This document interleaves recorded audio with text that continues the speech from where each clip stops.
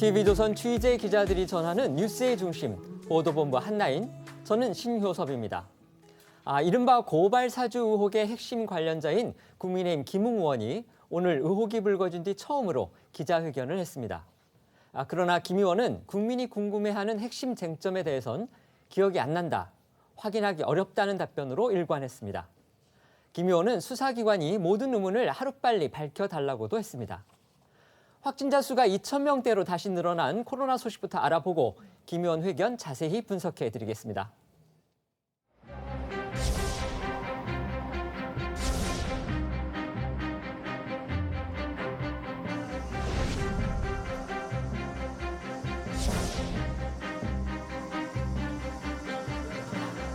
10월 말까지 전 국민의 70%에 대해서 2차 접종 완료를 지금 하겠다는 목표로 접종이 전개되고 있습니다. 이러한 목표가 달성되고 긍정적으로 검토할 수 있지 않을까라고 지금 판단하고 있는 중입니다.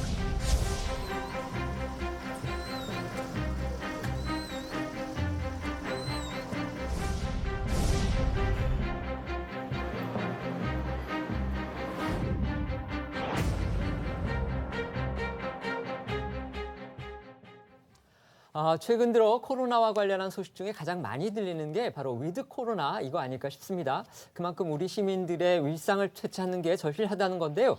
그런데 바람과는 달리 오늘 신규 확진자 수가 다시 2,000명대로 늘어났어요. 네, 오늘 0시 기준 코로나 신규 확진자는 2,050명을 기록했습니다. 이달 들어 처음으로 2,000명을 다시 넘은 겁니다. 그러니까 오늘로서 벌써 64일째 네 자릿수를 이어가고 있는 거네요. 네, 그렇습니다. 특히 수도권의 확산세가 심각한데요. 국내 발생 기준으로 수도권에서만 1,476명이 나와서 전체 비율의 73.3%를 차지했고요. 이는 국내 코로나 사태 이후 최다 기록입니다. 정부는 전국에서 이동량이 증가하는 추석 연휴가 있는 데다가 등교가 확대된 이번 9월 한 달이 코로나 확산과 억제를 가를 중대 고비로 보고 있습니다. 추석 명절을 포함한 앞으로의 4주간이 소중한 일상 회복으로 한 발 더 다가서느냐 아니면 물러서느냐의 분수령이 될 것으로 판단한다라고 했습니다. 수도권의 거리 두기 최고 단계가 벌써 2달 가까이 이어지고 있는데 확산세는 오히려 심각해지고 있는 거군요. 예, 그렇습니다. 이럴수록 체계적인 방역 수칙이 절실할 때가 아닌가 싶은데요. 하지만 정부가 이번에 발표한 새로운 거리 두기를 두고 여전히 말이 많습니다. 가뜩이나 복잡한 거리두기 지침이 더 헷갈리게 바뀌는 바람에 이게 뭐가 뭔지 갈피를 잡을 수 없다 이런 반응이 많은데요. 이번 거리두기 지침을 짚어보면요. 가장 복잡한 것은 이 상황과 시기에 따른 사적 모임 인원 제한 규정입니다. 거리두기 4단계 지역 추석 성묘만 해도 오후 6시 이전까지는 4명, 6시 이후에는 2명까지 갈 수 있는데 또 집에서는 가족 모임이 8명까지 가능하다고 하거든요. 이 탁 트인 야외 성묘를 실내보다 더 엄격하게 규제하는 기준이 뭔지 이에 대해서 의문이고요. 또 하나는 식당과 카페 등 영업시간 제한에 대한 근거를 찾기가 힘들다는 겁니다. 일부 전문가들은 영업시간을 제한하는 건 과학적 근거가 없는 규제라고 지적하고 있는데요. 차라리 한번 기준을 정했으면 그대로 유지하는 게 낫다 이런 의견도 내놓고 있습니다. 네, 거기다 실내외 체육시설에서 샤워실 운영을 금지하면서 대중 목욕탕의 문을 여는 것에 대해서도 전문가들은 의문을 표했는데요. 샤워실 이용을 금지하기보다는 한 번에 입장할 수 있는 인원을 제한하고 소독을 지도하는 것이 과학적이라고 했습니다. 네, 이렇게 혼선인 거리두기 조치의 피해자는 아무래도 국민이겠죠. 특히 길고 긴 고강도 거리두기에 지친 자영업자들의 한숨 소리가 더 깊어지고 있습니다. 오늘 자영업자들이 또다시 차량 시위를 예고하고 있어요. 네, 한계 상황에 다다른 자영업자들 오늘 밤 11시 전국 각지에서 1인 차량 시위를 강행합니다. 전국 자영업자 비상대책위원회는 형평성 없는 잣대로 자영업자들만의 희생을 여전히 강요하는 행태를 더는 묵과할 수 없기에 배수진을 치고 반기를 들 수밖에 없다면서 거리두기 재연장 발표 철회를 촉구하고 있습니다. 자영업자 측의 목소리 좀 더 자세히 들어보시죠. 자영업자들이 방역 당국에 가장 원하는 게 어떤 걸까요? 뭐 인원 제한을 풀어주는 겁니까? 아니면은 영업 시간 제한을 풀어주는 겁니까? 어떤 겁니까? 인원 제한이든 영업 시간이든 두 가지가 다 철폐가 돼야지 정상적인 장사를 할 수 있다는 거고요. 예. 사실 정상적인 장사를 한다고 해도 코로나에는 생산 활동이 줄어들 수밖에 없습니다. 예. 그래서 이미 그 상황만으로도 저희는 매출이 한 40%에서 50% 감소하는 상황인데 예. 장사할 수 있는 기회조차도 없다 보니까 너무 어렵다는 얘기죠. 그래서 제발 장사할 수 있는 기회만이라도 달라. 그게 자영업자들의 요구입니다. 자영업자들을 생각해서라도 일상과 방역의 조화가 하루빨리 가능했으면 좋겠다 이런 생각도 듭니다. 이런 가운데 정부가 11월쯤 단계적 일상 회복을 검토한다 이렇게 얘기를 했어요. 예, 그렇습니다. 방역 당국은 일상에 가까운 방역 체제 전환은 11월부터 본격적으로 검토할 수 있을 것이라고 했는데요. 관련 발언 들어보시죠. 10월 말이 되면 저희가 전 국민의 70%가 완전 접종을 하게 되는 시기이기 때문에 아마 이렇게 완전 접종을 하게 되고 2주간의 기간이 경과된 11월부터는 좀 본격적으로 이러한 단계적 일상 방안들을 검토할 수 있는 상황이 될 수 있지 않을까라고 기대하고 있는 중입니다. 11월부터 좀 이러한 단계적 일상 이 회복 방안들을 적용하기 시작한다라고 하는 판단이기 때문에 이때의 방역 상황도 상당히 중요하고 그런 점에서 이번 9월의 방역 관리가 굉장히 중요하다고 판단하고 있는 중입니다. 11월에 단계적 일상을 회복하려면 일단 중요한 전제 조건은 무엇보다 백신 접종일 겁니다. 오늘 루마니아가 제공한 백신이 들어온다고 하죠? 네, 맞습니다. 루마니아와 백신 협력을 통해서 확보한 화이자 백신 약 52만여 회분과 모더나 백신 45만여 회분이 오늘 도착할 예정인데요. 화이자 백신은 우리 정부가 루마니아로부터 구매하기로 한 105만 3천 회분 중 2차 수송분이고요. 1차 수송분은 지난 3일 날 국내에 반입이 됐습니다. 모더나 백신은 정부가 루마니아와 백신, 의료기기 등의 상호 공여를 통해서 확보한 물량입니다. 수송기가 오후에 도착하면 우리 정부가 루마니아와 백신 협력을 통해 확보한 150만 3천 회분의 도입이 완료되는 겁니다. 이와 별개로 오늘 오전에는 화이자사와 개별 계약한 백신 342만 8천 회분이 도착했습니다. 네, 이렇게 백신 수급이 원활해지면서 접종 속도가 더욱 빨라질 거라는 기대감이 높아지고 있는데 이틀 전 월요일이죠. 그날 하루 동안에는 136만여 명이 백신을 접종해서 국내 백신 접종이 시작된 이래 사상 최다치를 기록을 했고요. 더욱 반가운 소식은요. 어제 99만 명이 접종을 해서 오늘 0시 기준으로는 1차 접종률이 61%를 넘어섰다고 합니다. 백신이 이렇게 속속 도착하고 접종에도 속도가 붙으면서 이렇게 추세가 유지가 된다면 정부가 목표로 제시한 추석 전 70% 돌파는 무난할 것이다. 이런 전망도 나오고 있고요. 단계적 일상 회복에 첫걸음을 뗄 수 있다는 기대감도 커지고 있습니다. 네, 만약 단계적 일상 회복을 하게 되면 우리 일상에는 어떤 변화가 찾아올지 궁금하신 분들 많으실 텐데요. 보통 위드 코로나라고 많이들 알고 계실 겁니다. 코로나 바이러스와 공존하는 방식에 대해서 관심이 모아지고 있지만 정부는 당장 사회적 거리두기 폐지와 같은 급진적인 방역 완화는 없다고 선을 그었습니다. 정부로서는 당연히 방역 긴장감이 무너질까 경계해야 하는 거죠? 네, 맞습니다. 방역 당국은요. 예방 접종률이 상당히 높은 나라에서도 마스크 착용이라든가 거리두기도 일정 수준 유지되고 있고 여기에 의해서 환자 발생이 억제되고 있다면서 우리나라도 단계적인 이완이 가능할 것으로 본다라고 했는데요. 감염병 전문가들도 만약 백신 접종률이 높아지고 확진자 규모가 지금보다 훨씬 줄어들더라도 거리두기가 없는 때로 되돌아가는 것은 당분간 어려울 것이라고 보고 있습니다. 한 전문가는 이를 무조건적인 완화로 받아들여지는 것도 문제라면서 위드 코로나 기조더라도 방역 상황이 안 좋아지면 다시 거리두기를 강화할 수 있다고 전했습니다. 위드 코로나 얘기가 부쩍 많이 나오고 또 정부도 가능성을 시사하는 상황에서 또다시 오늘 2,000명대 확진자가 나와서 걱정이 큽니다. 물론 정부의 고민도 여러 가지 깊어지는 게 많을 텐데 네. 어떤 선택을 해야 할까요? 이 정부가 이 방역 완화 관련된 메시지를 내기만 하면 이렇게 좀 확진자가 또 늘어나는 이런 현상이 반복되고 있는데 그럼에도 불구하고 저는 위드 코로나는 이제 가야 할 방향이라고 생각을 하고요. 일단 이 백신 접종률이 높아지면서 그 코로나에 감염이 돼도 이 치명률은 지금 낮아지는 이런 현상이 지금 이제 이어지고 있기 때문에 결국 관건은 위드 코로나로 가는데 백신이 그 사이에 얼마나 공급이 될 것인가 이 부분이 중요한 포인트가 될 것 같습니다. 여태까지 이 정부가 백신 관련해서 목표치를 제시하면 그것에 미치지 못하는 경우가 많았기 때문에 지금 정부에서는 11월 말까지 70% 접종 완료를 얘기하고 있는데 이것을 정말 완벽하게 달성할 수 있다면 그렇다면 이제 위드 코로나를 본격적으로 검토해 볼 수 있다라고 생각하고 있습니다. 네, 알겠습니다. 지난해 총선을 앞두고 윤석열 검찰총장의 측근 검사로부터 범여권 인사들에 대한 고발장을 받아서 당에 전달했다. 그런 의혹을 받는 국민의힘 김웅 의원이 오늘 오전 기자회견을 가졌습니다. 지금부터는 이 내용 집중적으로 짚어보겠습니다.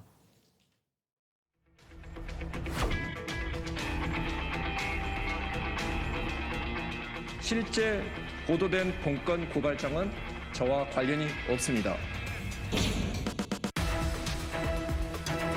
기억나지 않고 이를 확인할 방법도 없습니다. 정황상 제가 손모 씨로부터 그 자료를 받아 당에 전달한 것일 수도 있습니다.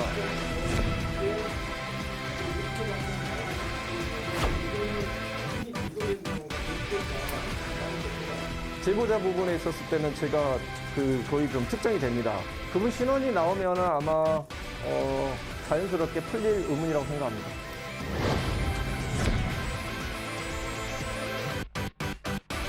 조사기관에서는 조속히 이 사태의 실체적 진실 규명을 위해 총력을 기울여 주시기 바랍니다.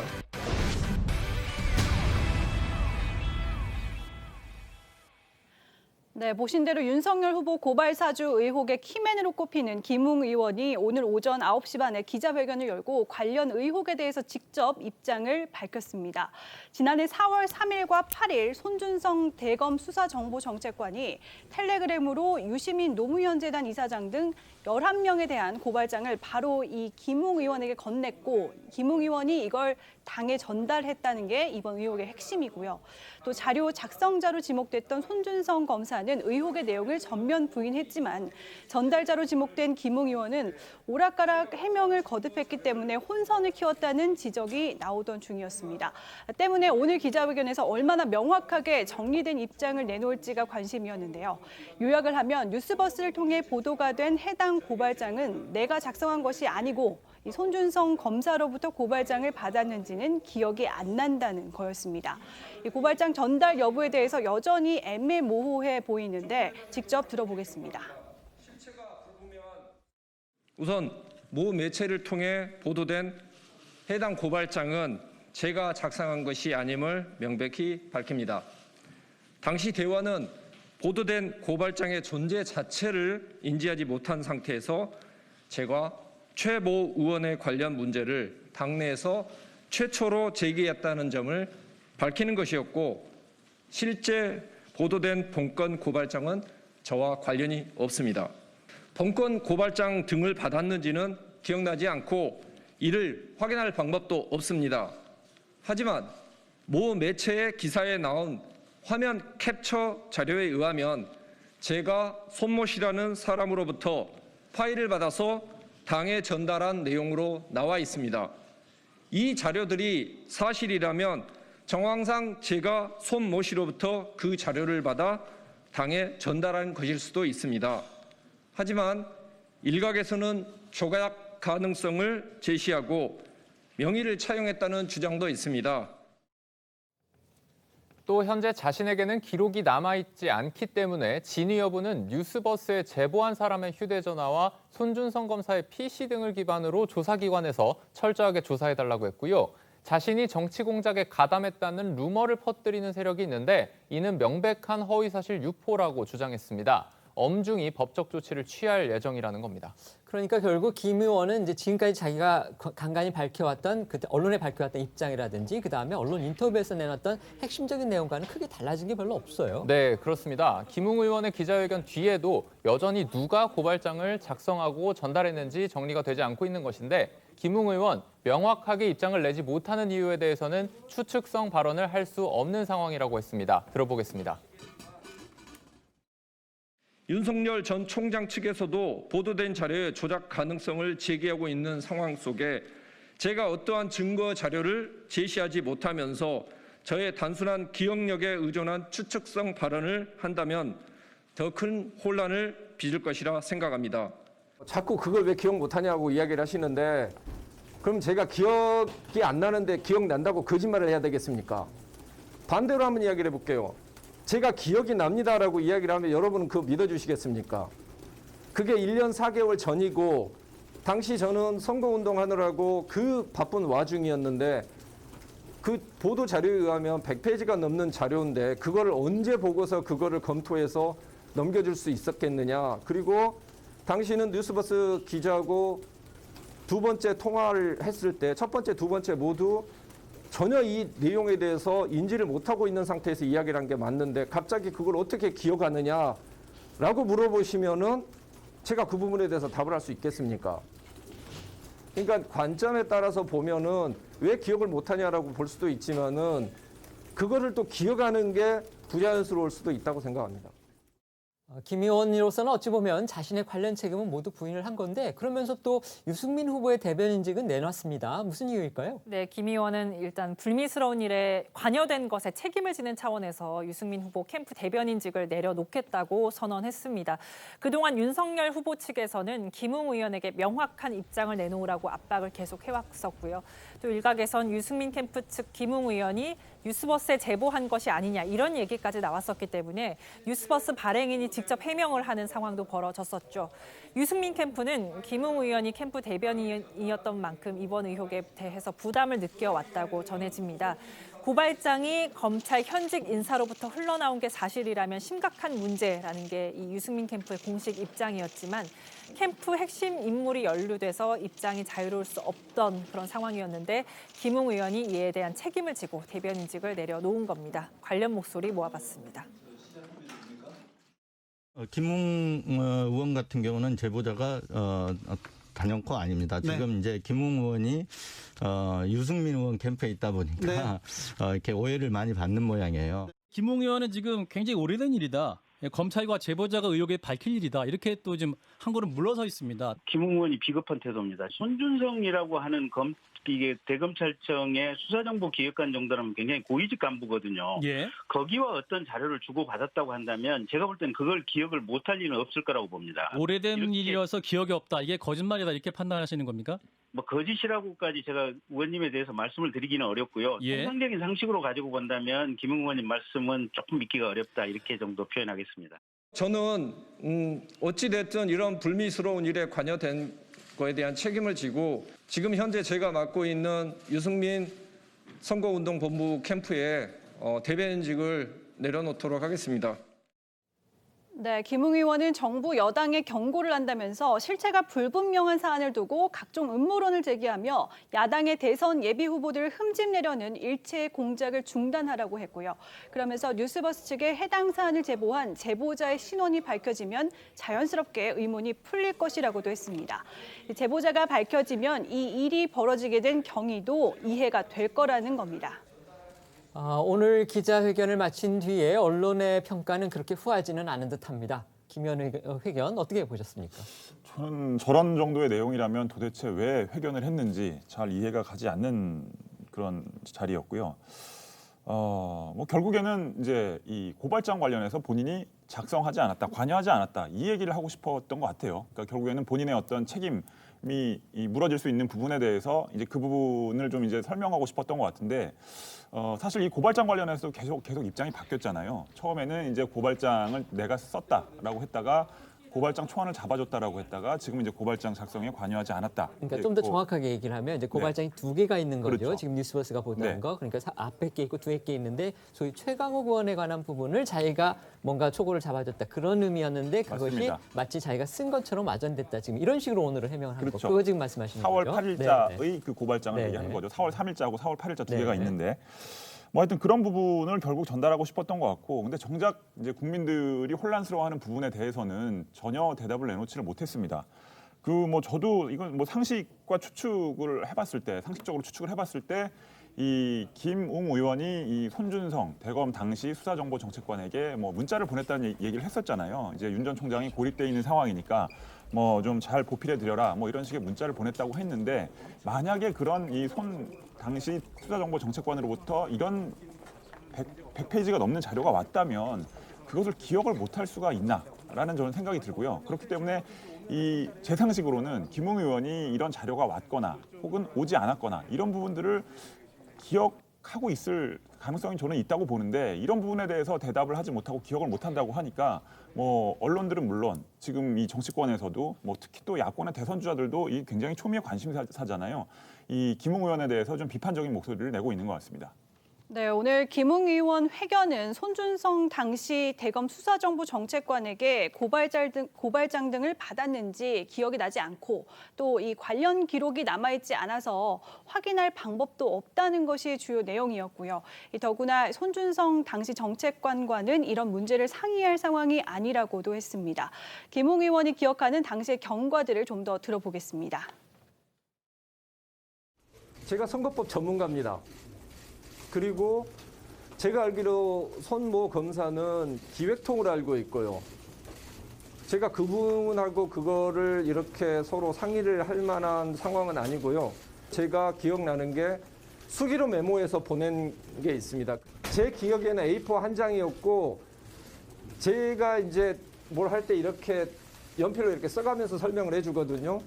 그렇게 해서 보냈던 것은 제가 그거는 확실하게 기억을 합니다. 왜냐하면 제가 제일 먼저 이게 그 유튜브 방송에 나온 것들을 보고 이거는 이미 기소된 내용과 배치된다라는 걸 제가 알아냈거든요. 그러니까 그거 관련해서 그 매체에 의하면 그 고발장이 처음에는 손모 검사가 작성한 것이다라고 이야기를 했다가 그 뒤로는 제가 작성한 것이다라고 주장을 했다가 지금은 뭐 둘이 같이 작성한 것이다라고 이야기를 하는데 만약에 제가 작성을 했었으면 손모 검사한테 제가 그걸 받을 이유가 없지 않겠습니까? 예를 들어서 만약에 그런 부분에 대해서 제가 그 검토를 하면서 그거를 다른 사람한테 맡겨가지고 검토를 시킨다고 하면 우리 당의 법률 지원팀이 있는데 굳이 왜 공안 전문가도 아닌 사람에게 그걸 맡겨서 하겠습니까? 그거는 좀 제가 봤을 때는 경강부회 같습니다. 어느 인터뷰에서는 준성이라고 이름을 부르는 것도 있었어요. 그런데 오늘은 가까운 사이가 아니다. 이렇게 또 얘기를 했군요. 그렇습니다. 이 김웅 의원 얘기를 종합해보면 이 손 검사와 자신은 평소 자료를 주고받을 사이는 아니라면서 당시 손 정책관과 연락은 했지만 일반적인 안부 인사였다. 이렇게만 설명했습니다. 대검 안에서 총장이 외로운 상황이라고 들었는데 너라도 잘 보필하고 힘내라고 격려 문자를 보낸 정도로 기억한다는 겁니다. 또 손준성 검사에게 검찰 인사 관련해서 힘내라는 취지로 메시지를 보냈지만 이게 문자인지 텔레그램인지 카톡인지 이 어떤 방식으로 전송했는지는 기억이 안 난다고 했습니다. 반면 뉴스버스의 취재 기자는요, 오늘 김웅 의원의 기자회견이 있기 전에 한 라디오 방송에 출연했는데 이 기존에 자신들이 한 보도 내용에 의구심이 없다는 취지로 강조를 했습니다. 들어보겠습니다. 저희 입장에서는 저희가 이제 증거로 제시를 했던 것은 이제 손준성 보냄이라는 글자가 찍힌 텔레그램 방이기 때문에 손준성 검사가 작성했는지 하지 않았는지는 확실치는 않지만 적어도 손준성 검사에게서 김웅 의원에게까지 그리고 이게 이제 뭐 정당에까지 전달이 됐다라는 부분에 대해서는 지금 뭐 생각의 변함이 없습니다. 어떤 식으로든 이걸 뭐 내용을 전혀 모르고 그냥 이거를 전달하는 것 자체가 좀 정상적인 상황은 아니잖아요. 그래서 어떤 식으로든지 관여가 돼 있을 거라고 보는 것뿐입니다.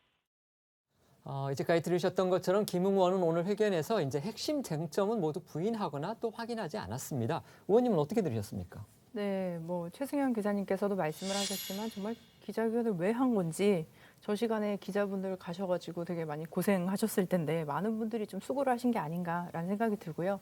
계속 기억이 안 난다는 식의 말씀을 하시는데 기억을 해내셔야 됩니다.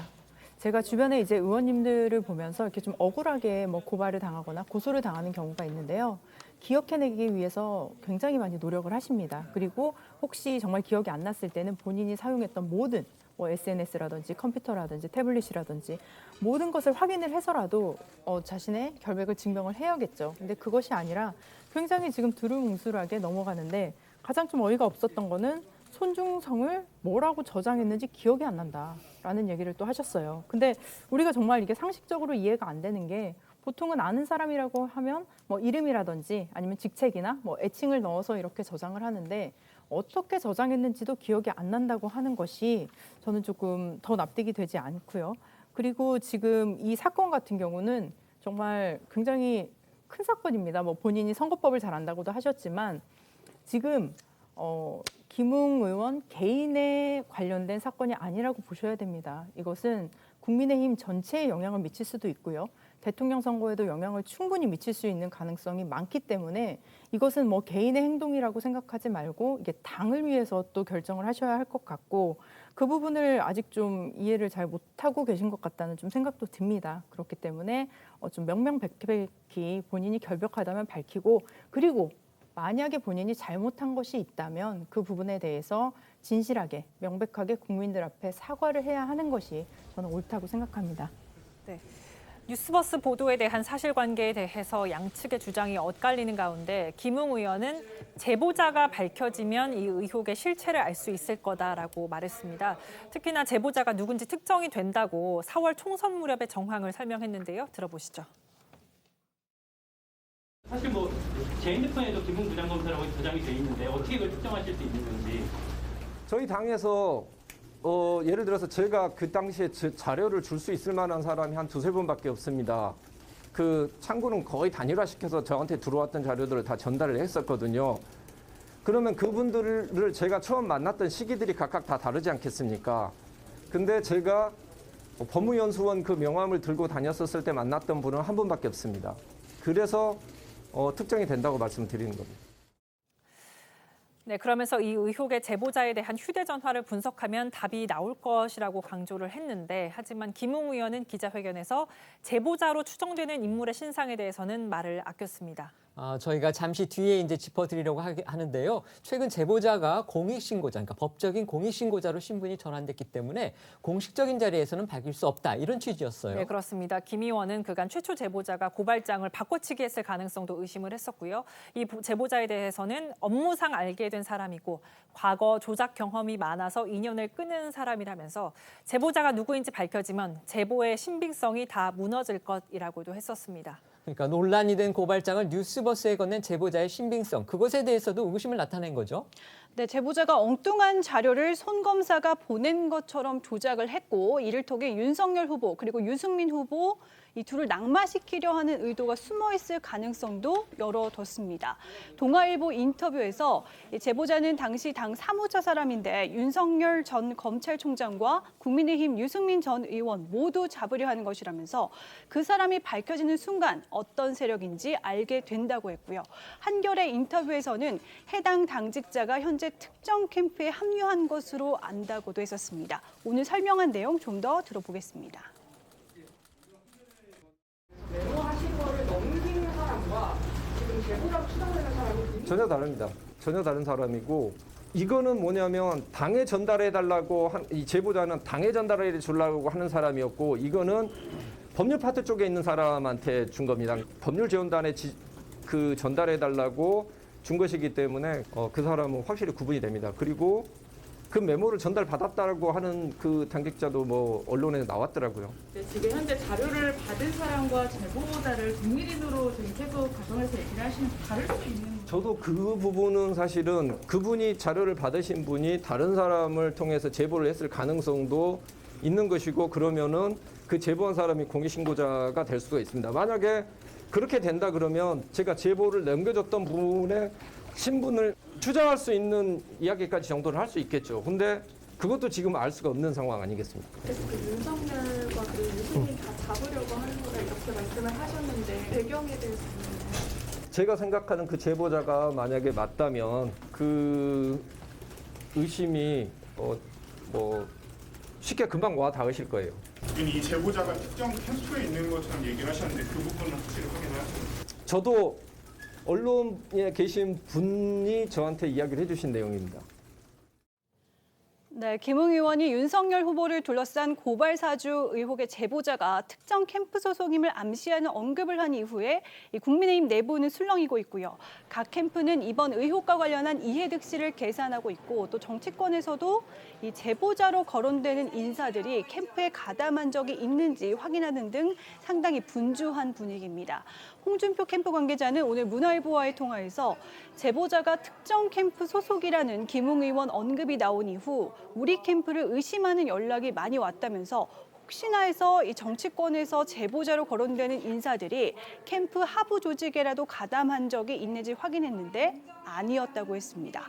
홍준표 캠프뿐 아니라 다른 국민의힘 후보 캠프들도 제보자와 관련해서 여권 캠프 소속설, 또 이 국민의힘 당직자설 등 소문을 추적하고 있는 분위기입니다. 국민의힘의 다른 이제 대선 후보, 윤석열 후보를 제외한 다른 대선 주자 캠프 측으로서는 혹시라도 이 제보자로 거론된 사람들이 자신의 캠프와 연루될까 걱정을 하지 않을 수가 없는 상황이죠. 그러면서 또 이름들도 지금 하나둘씩 나오고 있는 그런 상황입니다. 이런 상황들 어떻게 보십니까? 저도 뭐 한 4-5명의 이름을 들었는데 뭐 그중에서 또 한 분이 좀 유력하게 거론이 되고 있는 상황이긴 합니다만 뭐 이 당연히 이분인지 아닌지도 좀 뭐 특정할 수가 없는 상황이죠. 또 특정을 하면 이게 법에 어긋납니다. 그렇습니다. 그러니까 게다가 공익 제보자로 또 신청을 했기 때문에 지금 이제 저희가 이 신상이나 이런 부분은 뭐 추측으로라도 말씀을 드릴 수가 없는 상황인데 어쨌든 지금 대선 캠프들은 이 부분 때문에 굉장히 예민한 상황인 건 맞습니다. 그래서 특히 야권에서는 홍준표 전 대표나 유승민 전 의원 같은 경우 이 부분 관련해서 사실 지금 이제 초반에는 윤석열 전 총장을 상당히 공격을 하다가 지금은 언급을 상당히 삼가고 있죠. 근데 이제 이분인지 아니면 다른 분인지는 모르겠으나 제 머릿속에 있는 분이 이분이 또 여권 대선 캠프와 연관이 있다 뭐 이런 얘기까지 어제는 돌아서 현재까지도 돌고 있는 상황이죠. 그렇기 때문에 이 부분은 단순히 야권 대선 캠프들만 이제 조심스러워하는 게 아니라 여권에서도 이게 윤 전 총장을 공격한 어떤 소재로 삼고 있긴 하지만 그것이 일종의 정치 공작이라는 측면에서 여권 대선 캠프까지 관련이 돼 있다면 그것이 오히려 역풍을 맞을 수 있다. 이런 우려까지 여권에서 나오는 여권 상황입니다. 대선 캠프와의 연관성은 어디까지나 추측입니다. 맞습니다. 하지만, 네. 네, 이 같은 김웅 의원의 주장은 여러 보도들을 통해서 A씨라고 알려진 이 제보자로 추정되는 인물의 주장과도 엇갈리는 상황입니다.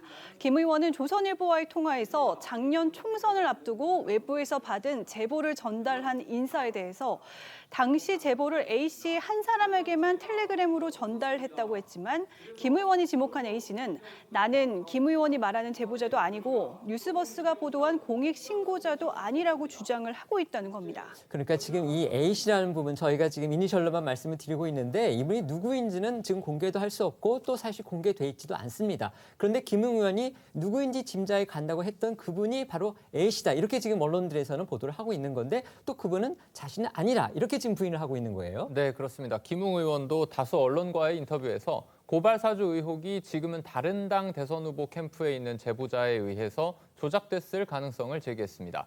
경향신문과의 인터뷰에서는 자신이 고발장과 판결문 등을 받고 넘긴 게 아니라면서 조작됐을 가능성이 있고 제보자라고 하는 사람이 조작하고 이랬던 경험이 정말 많다라고 했고요. 어제 채널A와의 인터뷰에서는 지금은 황당한 캠프에 가 있다면서 국민의힘 쪽 캠프가 아닌 다른 데 들어가 있다라고 주장을 했습니다. 하지만 김 의원이 지목한 A씨가 이를 적극 부인하고 나선 겁니다. 오늘 관련 질문을 받은 김 의원의 이야기 추가로 들어보시죠.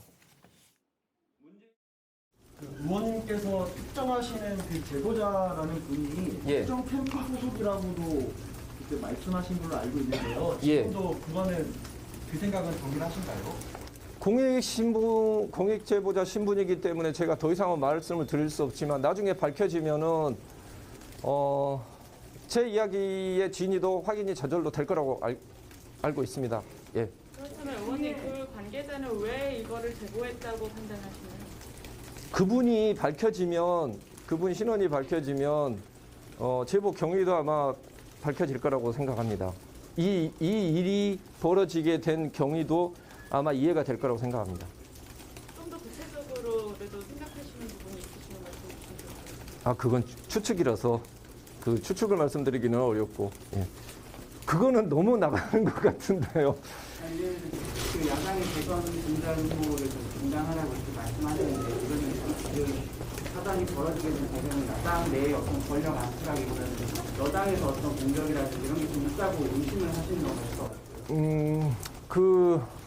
지금 공익 제보자 신분이 됐기 때문에 더 이상 말씀을 못 드리는 건데 그분 신원이 나오면 아마 자연스럽게 풀릴 의문이라고 생각합니다.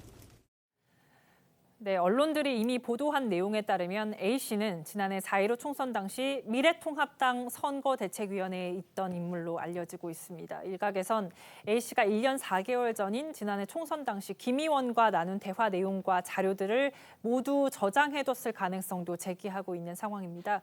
하지만 A씨는 국민일보와의 통화에서 보도된 문건은 본 적이 없다면서 가만히 있는 개구리에게 돌을 던지려 한다라고 했습니다.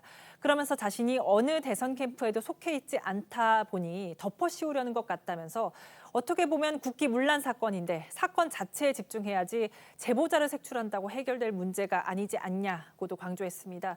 또 김 의원과의 관계에 대해선 총선 때 업무상 율사가 필요해서 김 의원과 교류했지만 이후로는 전혀 접촉이 없었다라고 설명했습니다. 의혹을 처음 보도한 뉴스버스 측도 제보자에 대해서 입장을 냈죠. 네, 뉴스버스 측도 제보자와 관련한 김 의원의 주장을 반박했습니다. 당을 떠났다는 김 의원의 주장과 달리 제보자는 지금도 국민의힘 사람이라면서 다른 캠프에서 활동하는 것도 없는 것으로 알고 있다는 겁니다. 그러면서 뉴스버스 측은 김웅 의원이 제보자에 대해 조작 경험이 많다는 등의 말로 이 제보자를 깎아내린 부분에 대해서도 메신저를 공격하는 거는 제일 나쁜 일이다라면서 김 의원을 비판하기도 했습니다. 뉴스버스 측의 이야기도 들어보겠습니다. 지금 김웅 의원은 제보자는 국힘이 아닌 다른 황당한 캠프에 가 있는 사람이다 이렇게 얘기를 합니다. 맞습니까? 근데 이거 지금 제보자에 대한 얘기하는 건 좀 부적절한 것 같긴 한데 이것까지만 답변을 드릴게요. 예. 제보자 얘기는 그런 상황이었고 이제 다른 캠프에서 활동하시는 건 없는 걸로 제가 알고 있습니다. 국힘 쪽 사람이라고 전혁수 기자가 그럼 얘기하신 부분은 그게 아닐 수도 있다는 지금 상황은 아닐 수도 있다는 말씀이실까요? 아닙니다. 맞습니까? 아니요. 그런 뜻이 아닙니다. 국힘 쪽 사람이다란 부분은 그럼 지금은 확인해 주시긴 어려우시다 이렇게 입장 정리하면 될까요? 아니요. 그런 건 아니고 똑같습니다. 그거는. 제가 기존에 밝혀놓은 게 똑같아요. 전의 맞아요. 입장과 일치한다 그 말씀이세요? 네. 그러니까 여러 보도를 종합해보면 지금 현재 김웅 의원이 자신이 생각한다고 하는 그런 제보자가 진짜 제보자인지 지금 공익 신고자로 돼 있는 그분이 맞는지도 확인이 되지 않고 있는 그런 상황인 거예요. 그렇습니다. 김웅 의원의 이야기 조금 더 들어보시죠. 이 제보자가 특정 캠프에 있는 것처럼 얘기를 하셨는데 그 부분은 확실히 확인하셨나요? 그거를 제가 그분한테 전화해서 확인해 볼 수는 없는 거 아니겠습니까? 그리고 그 캠프에 전화해가지고 이런 사람 거기서 일 돕고 있습니까? 이렇게 여쭤볼 수는 없는 거고, 아마 그 부분은 차차 아마 그 부분이 아마 밝혀질 거라고 생각하고 있고요. 그렇게 되면은 제가 이야기했던 내용들에 대해서 이제 좀 퍼즐이 맞춰질 겁니다. 이런 가운데 오늘 오전 대검은 뉴스버스 보도 관련 제보자의 공익신고서 등을 제출받은 결과 관계 법령상 공익신고자로서의 요건을 충족했음을 확인했다면서 제보자가 공익신고자로 인정됐다는 사실을 밝혔습니다. 공익신고자 보호법은 국민권익위원회뿐 아니라 수사기관에도 공익신고가 가능하도록 하고 있고 공익침해 행위가 발생했거나 발생할 우려가 있다는 사실을 신고한 사람 등을 이 공익신고자로 규정하고 있습니다. 다만 대검 관계자는 공익신고자에 대한 보호 조치 등은 공익신고자 보호법상 국민권익위원회가 담당하게 되어 있어서 대검이 관여할 수 있는 부분이 아닌 것으로 해석된다고 설명했습니다. 네, 제보자는 대검찰청에 공익신고서와 함께 김웅 의원과 메시지를 주고받은 휴대전화도 제출한 것으로 알려졌습니다. 앞서서 대검 감찰부는 손준성 검사가 사용했던 PC를 확보한 것으로 그렇게 전해졌죠? 네, 이로써 대검 감찰부를 통해 진상조사에 나섰던 검찰은 단순 조사 차원을 넘어서 본격 수사에 착수할 수밖에 없는 상황이 됐는데요. 일각에선 대검 감찰부에서 진행 중인 진상조사 방식으로는 의혹을 규명하는 데 한계가 있기 때문에 검찰이 강제 수사에 나설 가능성도 제기되고 있습니다. 네, 여기에 오늘 뉴스버스 측이 당시 김웅 의원과 제보자가 나눈 이야기를 또 추가로 공개했습니다. 김 의원이 제보자에게 반드시 대검 민원실에 접수를 하라고 이야기를 했다는 내용입니다. 뉴스버스 측의 주장과 김 의원의 이야기 함께 들어보겠습니다. 그때 당시에 김웅 의원 전화해서 이거는 이제 중앙지검으로 가지 말고 반드시 대검 민원실에 접수를 해라. 라고 얘기를 했다고 하고요. 그거 같은 경우는 이제 검찰 그때 당시에 상황을 봤을 때는 굉장히 좀 갈등이 좀 심한 상황이었잖아요. 네, 그런 측면으로 이제 이해할 수 있는 부분이라고 생각을 하고요. 대검 민원실에다 고발장을 제출하라라는 말을 의원님한테 직접 들었다라는 얘기인 건데 그것도 기억이 만나실까요? 그게 기억이 나면 이게 기억이 나야 되는 거죠. 그 전제 사실이 되는 고발장을 받았는지 여부가. 그리고 예를 들면은 이런 식이 있겠죠. 제보를 하면서 요구사항이 있습니다. 제보를 하는 사람들의 요구사항이 있습니다. 감사원에 보내달라랄지 감사원 문제를 제기해달라 아니면 국회에서 이런 부분에 대해서 현안 질의를 해달라 이런 것들이 있습니다. 그런 거 정도는 다 전달을 했던 걸로 기억을 하는데 요거는 사실은 그거는 기억이 잘 안 납니다. 김웅 의원은 제보자가 밝혀지면 이번 의혹의 모든 경위가 밝혀질 거다 이렇게 주장을 하고 있지만 또 제보자가 공익신고자가 됐기 때문에 오히려 법적인 보호를 받아서 더 미궁에 빠지는 그런 양상입니다. 제보자가 밝혀질까요? 또 밝혀져야 할까요? 어떻게 보십니까? 글쎄요. 밝혀질 가능성이 뭐 지금 이제 이 물밑에서 여러 가지 얘기들은 돌고 있지만 그것이 공개적으로 밝혀질 가능성은 사실 현재로서 낮다고 봐야 할 것 같고 저는 이 제보자의 성향이나 과거 행적 같은 것들이 밝혀진다고 해서 이 사건의 실체가 과연 연결이 되겠느냐, 이 사건의 실체를 밝히는데 그것이 도움이 되겠느냐, 저는 그렇게도 보지 않습니다. 그렇기 때문에 김웅 의원의 저 주장도 좀 무리라는 생각이 들고 결국에는 뭐 김 의원은 기억을 못한다고 하고 지금 이제 공익제보자 신분인 제보자는 뭐 자신이 직접 입장을 밝힐 가능성은 매우 낮아 보이기 때문에 현재로서는 뭐 대검의 감찰, 이 결과를 기다리는 수밖에 없는 것으로 보입니다. 윤석열 후보 측은 이 관련 의혹에 선을 그으면서 신중을 기하는 모습입니다. 어제 한 라디오에 출연한 윤 캠프 대변인은 윤 후보는 고발 사주 의혹과 전혀 관련이 없다는 점을 강조하며 해당 의혹은 김웅 의원과 제보자로 의심되는 제3자들 간의 진실 게임이다 이렇게 주장하기도 했는데요. 목소리 들어보시죠. 김웅 의원이 전달받아 누구에게 주고 하는 얘기하고 거기에 윤석열 총장이 연루되었다고 하는 것은 전혀 다른 얘기입니다. 둘 사이의 연관관계를 뭐 하나라도 확실하게 된 근거가 없지 않습니까? 당시에 손 검사가 김웅 의원에게 뭔가를 줬던 그 시점에 윤석열 후보가 검찰총장으로 재직하고 있었다는 것, 딱 그 하나밖에는 연결고리가 없어요. 그렇기 때문에 그 두 가지 상황, 전달받았다는 진실게임과 윤석열 후보와 연결시킨다는 그것과의 어떤 연관성에 대해서는 저희가 많은 의문을 갖고 있다. 윤 후보 측은 오늘 김 의원의 기자회견에 대해서도 별도 입장을 내지 않았어요? 네, 그간 사실관계를 명명백백하게 밝히라면서 김웅 의원을 압박해온 윤 후보 측은요. 오늘 김웅 의원의 회견 이후에 공식적인 입장은 내지 않고 있습니다. 캠프 측에 따르면 윤 후보는 오늘 공개 일정 없이 내부 비공개 간담회를 하는 등 캠프 정비에 주력할 것으로 알려졌습니다. 다만 어제 윤 후보는 김 의원이 기자회견을 예고한 이후 기자들의 질문에 자신은 할 말을 다 했다는 짤막한 입장을 밝혔습니다. 윤 후보의 목소리도 준비했습니다. 고발 사주 의혹 관련해가지고는 민주당에서도 수사 공수처에서 해야 되는 거 아니냐 이렇게 얘기하고 있는데요. 글쎄, 저는 뭐 할 말 다 했고 하여튼 뭐 조속한 진상 규명을 바라고 있으니까 뭐 어떠한 방식으로든 내일 김웅 의원이 네. 이제 그 관련해서 기자회견 예고했는데 네. 혹시 따로 통화하시거나 연락하신 적 있으신지? 뭐 그런 건 없습니다. 죄송합니다. 차가 막 민주당에서 국정감사 증인 채택 얘기가 나왔는데요. 자, 이 정도 하십시다. 윤 후보 자신도 계속해서 거리를 좀 두는 그런 모양새군요. 네, 그렇습니다. 윤석열 후보 측은 계속해서 윤 후보는 전혀 모르는 일이며 이런 일을 할 이유가 없다라는 취지의 얘기를 거듭하고 있습니다.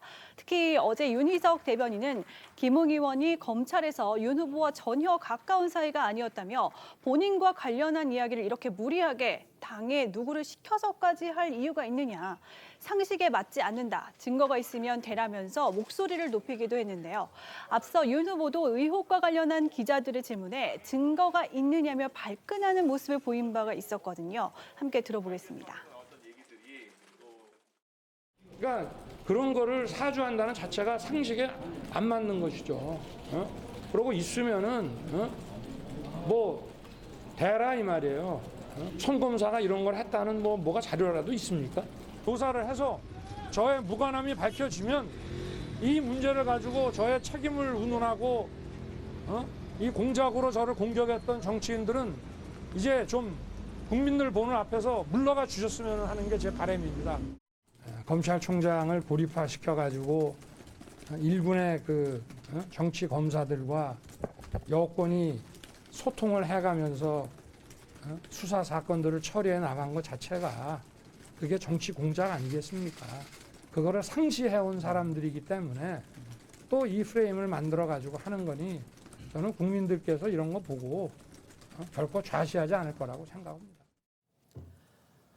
보신 대로 윤 후보 자신은 물론이고 윤 후보 측은 모두 다 김웅원의 어떤 기자회견이나 이런 부분에서 별다른 입장을 또 내지 않고 있고 또 이번 의혹과의 관련성은 철저하게 지금 부인을 하고 있습니다. 또 오늘 김웅원은 또 기자회견에서 윤 총장의 또 윤 후보의 어떤 관련성에 대해서는 특별히 또 언급을 하지를 않았거든요. 네. 어떻게 보십니까?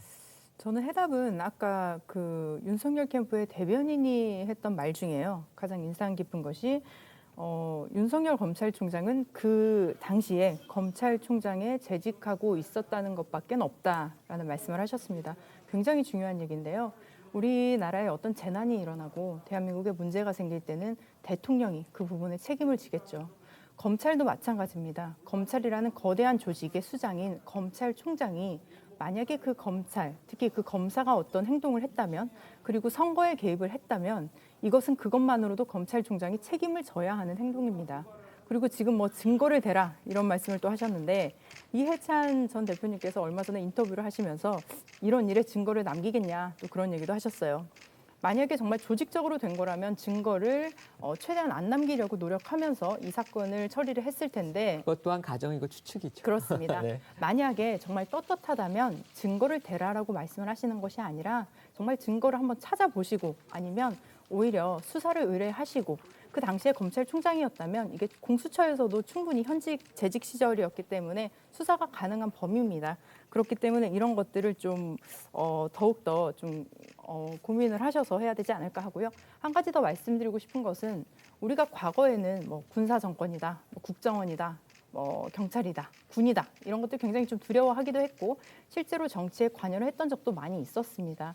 이제 그런 세력들은 굉장히 지금 작아졌고 그럼에도 불구하고 한 가지 남아있는 세력이 바로 검찰 세력입니다. 그렇기 때문에 우리가 검찰 개혁을 해야 한다고 국민들이 목소리를 높여 얘기를 하고 있는 것이고요.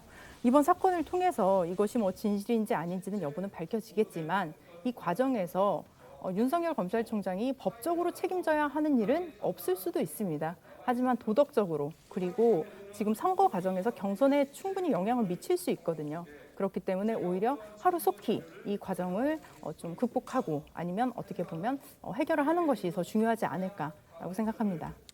이번 의혹으로 유승민 후보 역시 난감한 상황에 처했습니다. 김 의원이 오늘 기자회견에서 유승민 캠프 대변인직을 내려놓는다고는 밝혔지만 내부 공작설에 휘말리는 등 일정 부분의 타격이 불가피하다는 관측도 나오고 있는데요.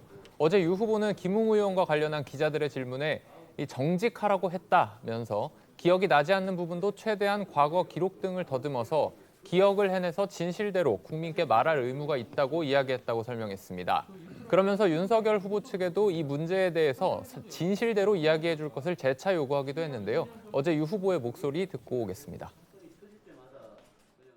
김웅 의원이 최대한 진실대로 국민들께 말할 의무가 있다라고 오늘 이야기를 했고 이 문제에 대해서 당내에서 다른 이야기가 나오는 것을 저는 굉장히 우려를 하고 있습니다. 특히 윤석열 후보 캠프 측에서 김웅 의원에 대해서 비겁하다느니 김웅 의원이 마치 뭔가 진실을 숨기고 있는 것 같이 그렇게 이야기하는 부분에 대해서는 제가 김웅 의원한테 정치인은 국민들 앞에 정직이 최선의 대응 방법이다.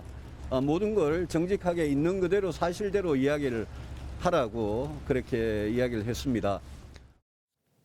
사실 정치권에서는 김웅 의원의 오늘 기자회견을 통해서 의혹의 상당 부분이 정리될 것으로 기대를 했었습니다. 하지만 결국에 오늘도 기억이 안 난다는 기존 입장에서 이 진전된 사실을 밝히지 못함으로써 이 혼란이 한동안 계속될 것으로 보입니다. 민주당은 이 누구인지도 모르고 아무것도 기억나지 않는다는 말만 남은 이 무책임한 기자회견이라고 김 의원의 오늘 회견을 정리했는데요. 오늘 아침 국민의힘 지도부에서는 김웅 의원에 대해서 이런 발언도 나왔습니다. 들어보시겠습니다. 그분은 뭐 하루에도 한 두세 번씩 말이 바뀌니까 뭐 이제는 어떤 말을 믿어야 될지도 모르겠어요. 이제 보통 수사를 하는 입장. 심지어 대법원 판례까지 가장 처음의 그 진술이 훨씬 신빙성이 있다. 뭐 그런 거거든요. 쉽게 말하면 사람이 시간이 지나면 점점 그 기억이 없어지잖아요. 근데 시간이 지나면서 점점 다른 말을 하면 처음 말이 맞다 그런 이야기도 있어요. 처음 말은 아니다고 했죠. 아예 모른다고 했죠. 근데 사실 이제 그 전혀 대비하지 않고 자신의 입장도 생각하지 않고 처음에 그 주장한 내용이 가장 맞다는 것이 경험적으로 하여튼 있는데 뭐 하여튼 김웅 의원은 왔다 갔다 해요. 그래서 오늘 기자회견을 한다니까 이제 자신 입장이 정리가 되어서 이야기하겠죠. 네, 김웅 의원 기자회견 전에 국민의힘 내부에서도 김웅 의원을 향해서 이 책임 있는 해명이 필요하다 이런 성토가 이어졌습니다. 김 의원이 명확히 얘기를 안 하고 언론 보도와 섞이면서 결국 상황을 악화시켰다. 이 모호한 처신으로 여권에 먹잇감을 제공하고 있다는 취지의 비판도 나오면서 누구보다 국민의힘에서도 오늘 김웅 의원의 회견을 주시하고 있었습니다. 오늘 김재원 최고위원도 시간이 지나면서 점점 다른 말을 하면 처음 말이 맞다 이런 이야기가 있다면서 김웅 의원의 진술이 달라진 점을 지적했는데 이 김 의원의 주장이 왔다 갔다 하는데 오늘 기자회견에서 입장이 정리될 것으로 기대하기도 했는데요. 이 때문에 기존 입장만을 고수한 김 의원의 사실상의 맹탕 회견에 이 국민의힘도 이 상황이 더욱 커져서 이 당에 누가 되진 않을지 답답함은 커져갈 것으로 보입니다. 대선 주자들은 저마다 입장이 좀 다른 듯 보입니다. 네, 이미 이 국민의힘 내부에서는 이 고발 사주 의혹을 두고서 대선 주자들 사이에서 미묘한 신경전까지 벌어지고 있는 상황인데요. 홍준표 후보가 같은 당 대선 후보인 윤석열 후보를 겨냥해서 선제적인 진실 규명을 요구하자 또 다른 대선 후보인 원희룡 후보는 바람직하지 않다면서 원팀 대응을 강조하고 있습니다. 들어보겠습니다. 김웅 의원이든지 우리 당 관계자들이든지 각자가 진실을 밝힐 수 있는 부분들에 대해서는 적극적으로 나서서 해야 되고요. 그 윤석열 후보 입장에서도 본인이 밝힐 수 있는 부분들에 대해서는 최대한 적극적으로 진실을 밝혀야만 합니다. 그리고 당도 이것을 단순히 검찰에만 맡길 게 아니라 진상규명 특별위원회 같은 걸 만들어가지고 한 팀이 돼서 강력하게 대응을 해야 되죠. 지금은 이거를 좀 방관하다 보니까 이 같은 후보들 내에서도 사실관계를 앞질러가면서 뭐 사퇴니 사과니 이런 서로 공격하는 내부 공격하는 이런 양상도 생기고 해서요. 매우 이게 바람직하지 않습니다. 우선 사실관계를 정확히 밝혀서 그에 대한 성격 규명을 우리가 같이 한 상태에서 한 팀으로 대응을 해 나가야 된다고 생각합니다. 네, 국민의힘 지도부는 일단 고발 사주 논란에 대해서 입단속에 들어간 분위기입니다. 어제 원내대책회의 모두 발언에서도 이번 의혹에 대한 일절 언급이 없었는데요. 오늘 원희룡 후보는 당이 고발 사주 의혹을 단순히 검찰에만 맡길 게 아니라 선제적으로 진실을 밝혀야 한다면서 당 차원의 강력 대응을 촉구했습니다. 고발 사주 의혹이 내부 분란으로 이어질 경우를 의식한 것으로 보입니다. 국민의힘 지도부에서는 이 고발 사주 의혹에 대한 민주당의 정치 공세에 어이가 없다 이런 반응을 보이고 있습니다. 오늘 권성동 국민의힘 의원도 고발 사주 의혹을 받는 윤석열 후보가 황당무계하다는 반응을 보였다고 전하기도 했는데요. 윤 후보 말로는 당시 이 조국 수사나 울산시장 부정선거 사건 등으로 미운 털이 박힌 상황에서 아내와 측근인 한동훈 검사장에 대한 고발장을 내게 되면 이 국민의힘과 내통한다는 의심을 받을 텐데 왜 그런 짓을 하겠느냐. 이 당시 정치할 생각도 대선 출마 생각도 검찰총장을 그만둘 생각도 없었는데 왜 그런 바보 같은 짓을 하나라고 말했다고 전하기도 했습니다. 권 의원은 여당을 향해서도 김경수 드루킹에는 이 문 대통령의 책임이 없다면서 윤석열 후보에게 책임을 묻는 건 이 정치 공세라고 이 목소리를 높이기도 했습니다. 어제 김기현 원내대표 목소리와 함께 들어봅니다. 무작정장 정치 공세를 하는 것에 대해서 참으로 어이가 없다고 생각하고요. 만약에 정의를 채택해야 한다고 하는 논리라면 김경수의 배후에 있었던 사람으로 우리가 상식적으로 당연히 추정할 수 있는 대통령에 대한 정의 채택도 동시에 이루어져야 되지 않겠습니까? 그런데 김경수 수행실장이 드루킹 여론조작 사건으로 구속이 됐지 않습니까? 네. 대법원 판결까지 났어요. 거기에 대해서 뭐라 그럽니까? 문재인 대통령 몰랐다. 아무 책임이 없다라고 민주당 인사들이 주장하고 있잖아요. 같은 논리라면은 김경수 지사의 드루킹 사건에 대해서도 문재인 대통령이 책임을 져야죠. 안 그렇습니까? 문재인 대통령이 책임이 없다고 하면서 왜 윤석열 총장에 대해서만 동일한 구조인데 책임을 져야 된다라고 하는 것 자체가 정치 공세다. 김 의원이 오늘 회견에서 쟁점들에 대해서 명확히 해명을 하지 않은 탓에 아마 국민의힘 사람들도 상당히 난감하지 않을까 짐작이 됩니다. 김 의원 기자회견을 본 국민의힘 지도부의 대응 앞으로 어떻게 예상하십니까? 근데 뭐 지금까지와 마찬가지로 사실 지도부가 할 수 있는 게 별로 없습니다. 그 뭐 당무감사 얘기가 처음에 나왔지만 사실 이준석 대표도 얘기를 했지만 당무감사를 통해서 뭔가 진실 사실관계를 명확히 밝혀내기가 참 어렵다 이런 입장이죠. 그러니까 사실 김웅 의원이 기억이 나지 않는다고 하고 아까도 말씀드렸지만 이 제보자는 당적을 유지하고 있는 것으로 보입니다. 현재로서는. 그렇다고 해도 그 제보자가 공익제보자 신분인 가운데 공익신고자 신분인 가운데 과연 당에서 조사를 하는데 협조를 하겠느냐. 이 부분도 사실은 그 제보자의 어떤 마음에 달려있는 부분이기 때문에 사실은 이 사실관계를 당이 밝혀낸다? 이 부분은 상당히 어려운 일로 보이고 지금으로서는 이제 이 야권의 대선주자들 사이에 서로 내부 총질을 하는 것을 좀 삼가하도록 하면서 뭔가 여권의 이 정치 공세에 합심해서 대응하는 뭐 이런 쪽으로 유도하는 것 외에는 뾰족한 방법이 없어 보입니다. 네, 민주당은 오늘 김웅 국민의힘 의원의 고발 사주 의혹에 대한 해명에 대해서 오락가락 해명에 이어 아무것도 기억나지 않는다는 말만 남은 무책임한 기자회견이었다고 공세 수위를 높이고 있습니다. 화면으로 보겠습니다. 제보자는 황당 캠프 소속이라는 말로 물타기를 하려고 했던 어제에 이어서 또 다시 여당 공작을 언급했습니다. 제보자가 국민의힘 측 인사라는 보도에도 공작과 정쟁에만 급급한 모습에 국민의 한 사람으로서 참담한 심정입니다. 여기에 제보자를 안다, 제보자를 밝히라는 압박만 가하며 본질은 호도한 채 공익신고자 찾기에만 매달리고 있습니다. 국민의힘 모두가 하나가 돼서 책임을 회피하고 조사의 진실 규명의 책임만 넘기는 한심한 작태만을 보이고 있습니다. 그러니까 민주당은 이제 여당 공작이다 이렇게 주장하는 국민의힘 일각의 주장이 황당하다는 그런 얘기예요. 네, 그렇습니다. 따라서 이 국민의힘은 더 이상 방관자 입장으로 이 사건을 대하면 안 될 것이라면서 감추고 숨기려고만 하는 태도는 의심만 높일 뿐이다 이렇게 지적했습니다.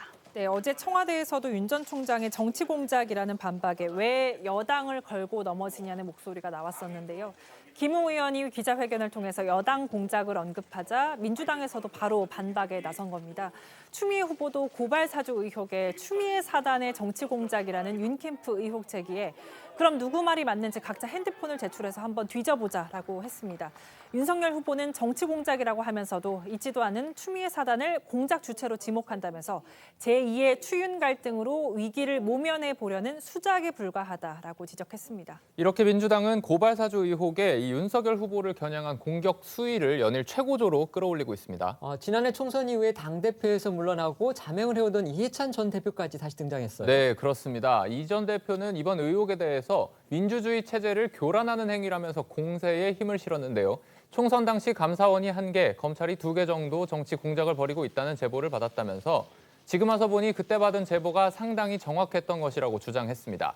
최근 대선 경선 국면에서 공개 발언을 자제해온 이 전 대표가 이번 의혹에 이례적으로 목소리를 내면서 이 민주당의 공세에 힘을 실으려는 의도로 보인다는 관측도 나옵니다. 네, 여권의 공세는 여기에서 그치지 않았습니다. 오늘 더불어민주당 윤호중 원내대표가 국회 교섭단체 대표 연설을 했는데요. 여기에서 야권에 대한 공세가 이어지면서 윤석열 후보의 정치 공작 행태 전모가 드러나고 있다며 관련자 전원을 즉각 출당시켜야 한다고 말했습니다. 들어보겠습니다. 윤석열 검찰의 정치 공작 행태의 전모가 드러나고 있습니다. 검찰이 정치에 개입한 정도가 아니라 아예 서초동에서 불법 정치를 했습니다. 검찰 수사권을 사유화하고 사적 보복을 자행했습니다. 야당과 내통하며 선거에 개입했습니다. 윤석열 국민의힘 후보는 국민 앞에 사죄하고 수사에 성실히 임해야 합니다. 국민의힘도 자체 조사를 통해 관련자 전원을 즉각 출당시켜야 할 것입니다.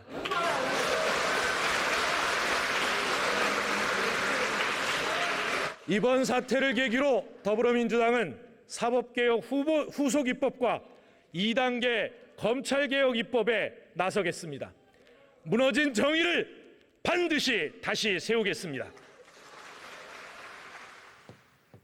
네, 오늘 김웅 의원 회견 이후 윤 후보를 향한 공세가 더 짙어질 것으로 보이는 가운데 오늘 방송인 김어준 씨는 이 고발 사주 의혹에 대해 윤석열 후보를 처벌하기는 어려울 것 같다면서도 야당 경선 판도를 뒤집어 놓을 만한 치명타라고 주장했습니다. 김어준 씨는 어제도 해당 의혹에 대해서 윤 전 총장의 지시라는 직접 증거가 없다. 이건 맞는 것 같다. 이렇게 발언했었죠. 네, 김어준 씨는 윤석열 후보가 고발 사주에 관여했느냐 이 부분이 이 공방이 격화될 사안이라고 강조했는데요. 들어보시죠.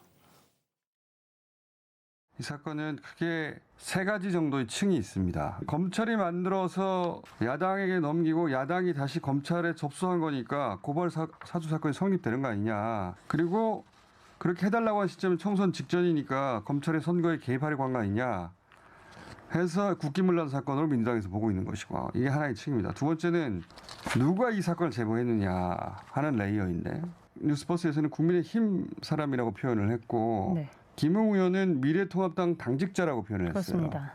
이 당직자가 과거 국민의힘 누가 일했던 사람이냐, 현재 누가 일하느냐에 따라서 국민의힘 내부 암투 가능성이 제기되는 거죠. 세 번째는 만약에 고발 사주 정황이 확인이 되면 어느 정도, 다음은 이제 윤석열 당시 총장이 관여를 했는가, 이 문제가 남죠. 이 문제는 법적으로 처벌하기는 쉽지 않아요. 굉장히 어려울 거라고 봅니다. 직권남용 등등 적용해도. 근데 국민의힘 경선 판도를 바꿀 만한 사안이죠. 그래서 정치적으로는 이 세 번째가 가장 공방이 격하게 이루어질 수 있는 내용이었다. 이렇게.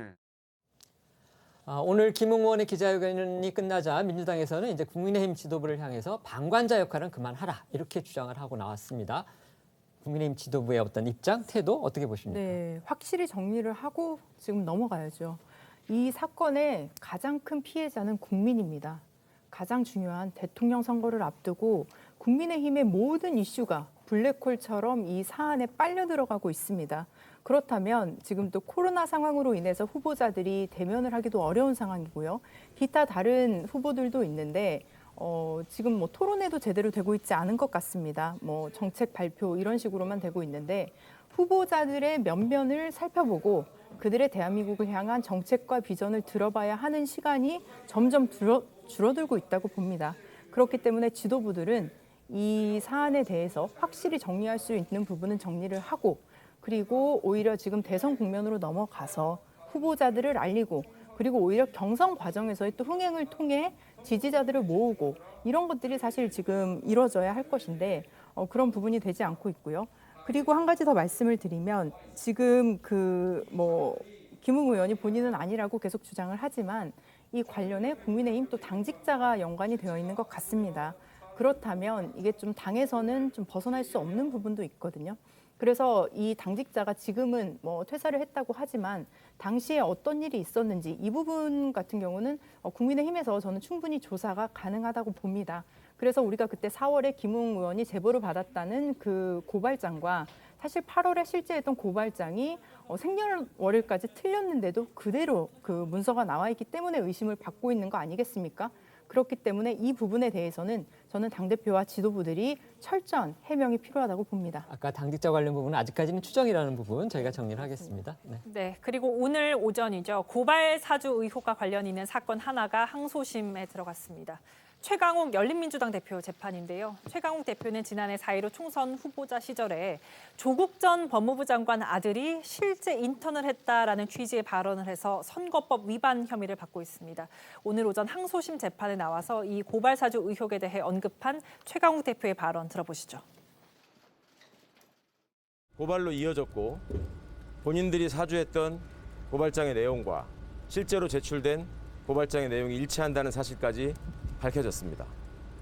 이 상황에서 계속 다른 사람을 내세워서 정치 공작을 운운하는 것은 본인 스스로 거짓말과 공작의 주범임을 자백하고 있는 것이라고 저는 생각하고,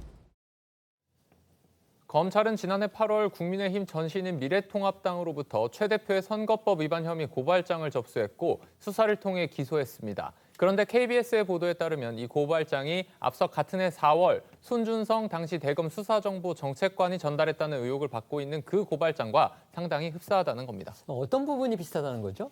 네, 최 대표가 유튜브 방송에 출연해서 사회자와 대화한 내용, 허위사실 공표죄를 유죄로 확정한 대법원 판례, 고민정 의원을 거론한 점 등과 괄호 안의 표현까지 대부분 일치했습니다.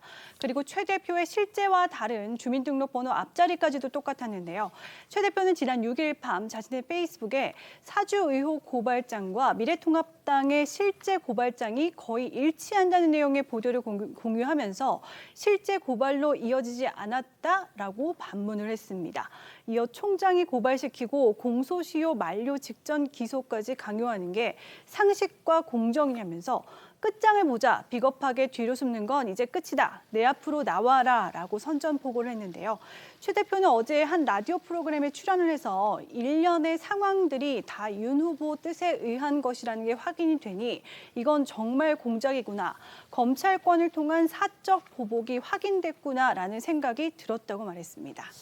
최강욱 열린민주당 대표는 이번 오늘 이제 재판과 관련해서 기소된 건에 관해서는 1심에서 이미 유죄 판결을 받았습니다. 그런데 이제 이번 그 의혹이 터져 나오니까 다시 윤석열 후보에 대해서 상당히 강한 공격에 나서고 있는 그런 상황이거든요. 어떻게 보셨습니까? 예, 이게 뭐 윤석열 전 총장의 뜻이다. 이렇게 단정짓듯이 얘기하는 것은 또 하나의 허위사실 유포로 또 이제 이 시비가 걸리지 않을까라는 생각이 들 정도로 그러니까 지금 윤 전 총장이